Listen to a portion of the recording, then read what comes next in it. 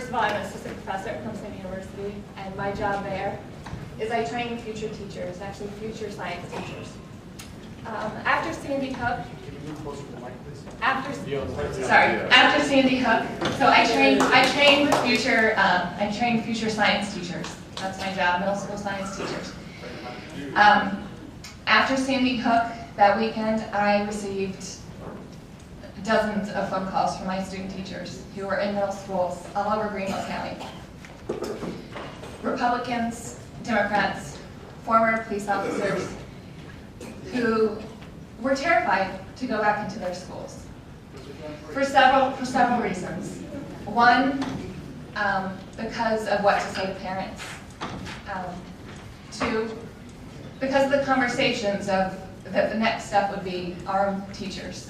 They didn't enter the profession to become police officers, to become a part of a war. And to ask our teachers to do something like that is unbelievable. I want to train brave teachers because I believe that you need to be courageous and brave to be an educator, but not that kind of brave. And laws such as these that push the envelope into less and less regulation only is one step away from things like that. In 3 out of the 4 states that have a similar open carry law, Arizona, Wyoming, and Vermont, the majority of police officers disagree with this act. They say it makes their job much harder. The influx of 911 calls floods the system because people see people carrying guns and it scares them. So they call 911.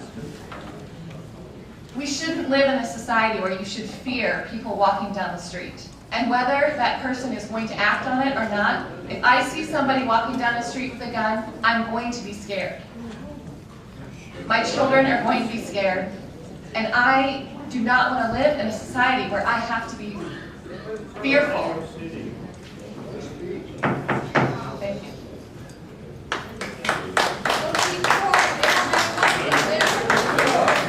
Marshall, call back.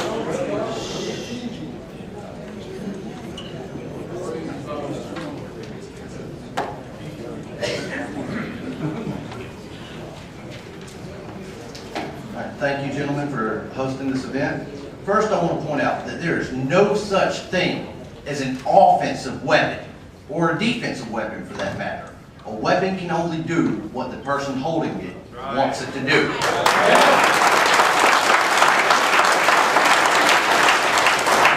So why should law-abiding citizens have to ask for permission from the government to carry a firearm to defend themselves with?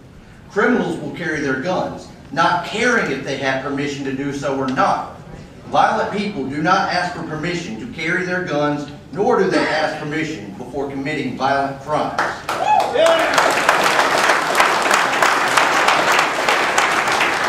With that undeniable truth, it's absurd to think that any upstanding people of this state are required to secure permission to carry guns for their self-defense.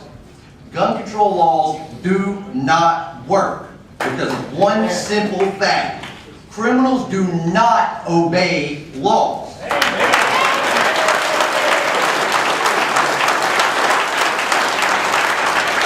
In our wonderful nation, the cities and states with the strictest gun control laws often lead the nation in violent crime.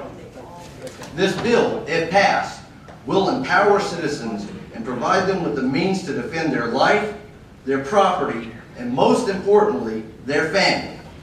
I fully support the Constitutional Carry Act because not having to ask for permission to carry a gun is exactly what our founding fathers had in mind when they wrote the Second Amendment. I also want to say, people are so quick to say, oh, the kids, the kids. What about less than a year and a half ago, there was a little girl in Texas, at home, scared, home alone because a man was breaking in. Frightened, she ran to the closet. She was on the phone with the 911 operator. She had disclosed to the 911 operator that there was a gun in the house. So, the 911 operator advised the child to grab the firearm. Now, just as that criminal, who I might add, was a previously convicted pedophile, right as that sick freak was turning the doorknob handle, that little girl defended her life, fired 5 shots through the door, and a mother was able to rush home from work to find that her daughter was still alive.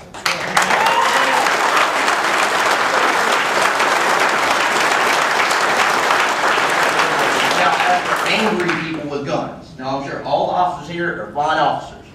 But I come from a town where just a couple of years ago, after chasing some teenagers on a 4-wheeler, an officer lost his cool and beat a child with a flashlight. So what do? Do we ban the flashlight? Do we fire the officer? I mean, that's a good start. But you have to think. Anybody can get mad and use anything for violence. You can't regulate people's emotions in a governmental way. It's just not possible. You can't regulate thought. You can't regulate behavior. Me, I get mad, I go outside and smoke a cigarette. Maybe, you know, just sit back, watch a little TV, maybe even listen to some angry music. Violence is not a result of anger. Violence is a result of poor decision making. Now, everybody in here could have a gun, and nobody would have noticed. Say somebody comes in here trying to shoot. We'd be glad that that officer and the rest of the officers here have weapons. Now, what if we were in a place where there wasn't officers present? The average 911 response time is at least 15 minutes. The average response time for an armed citizen is a split second. They decide to defend their life, and they do it. That's right. I want to thank you for the opportunity to speak here this evening. I want to say God bless the state of South Carolina and God bless the United States of America.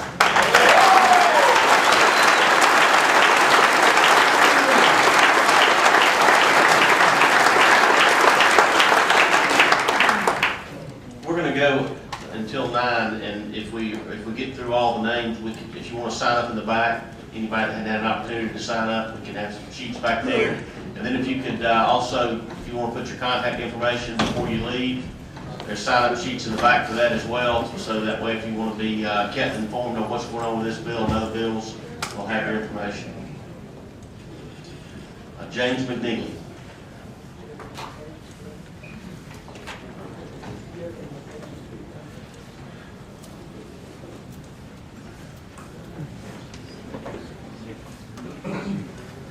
The right of the people to keep and bear arms shall not be infringed.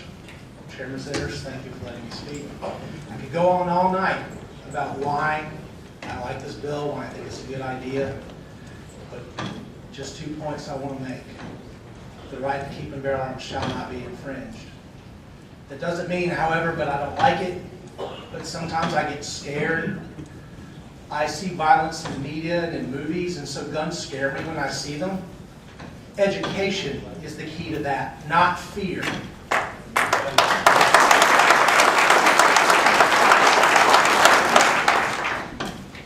Secondly, we hear, even if it is a minority, we hear quite loudly, not just in this room, but in the media all across the country, all the reasons why people don't like guns. They don't want us to have guns. They don't want us to carry guns.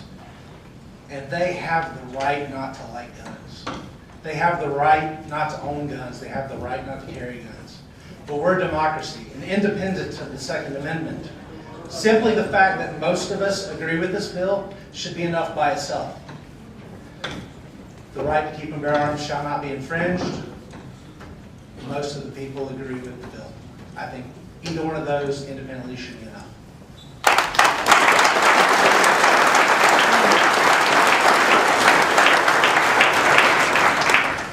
Mouse Prosser. Good evening, sir. I appreciate y'all being here. I will tell you this, that I am a former United States Marine Corps veteran.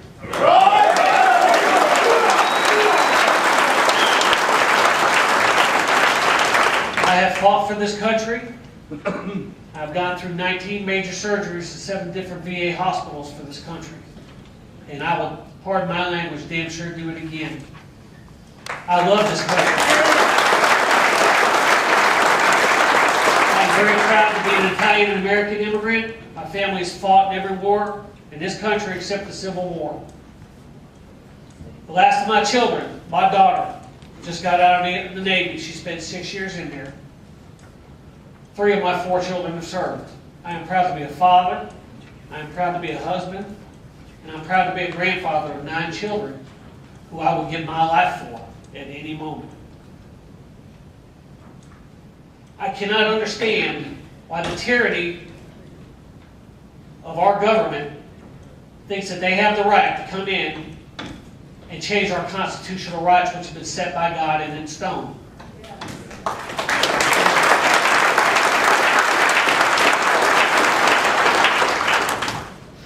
Now, I will tell you that I am extremely proficient with the firearm, but I also tell you that I'm 5'5", 205 pounds, and I'm extremely proficient with both of these hands. I have the heart of a lion and the kindness of a teddy bear when needs to be done.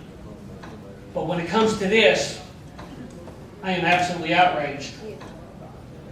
They are trying to take enough away of our rights as it's going right now. And I honor you, gentlemen, for standing up and fighting for us. This is a fight that we should not have to be fighting, folks. Amen. That's right. And that's a fact.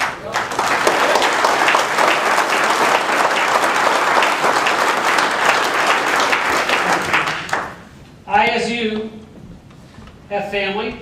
I, as you, live here in South Carolina, and I am proud to live here. I wish I would have moved here a long time ago. I am proud to fight for my rights here, and I am proud to be here in front of these gentlemen and all of you standing behind me. Folks, we cannot give up this right. And for the people that are not standing behind us, they are the problem, gentlemen. They're not the solution.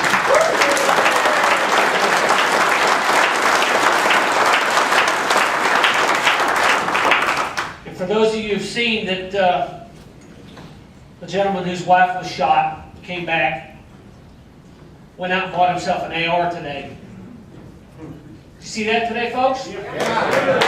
So it's do as I say and not as I do. Well, the last time I looked, that's not how this country was born, raised, or been going on. So please, continue to fight the good fight. Stand up for us. We will stand for you. Yeah.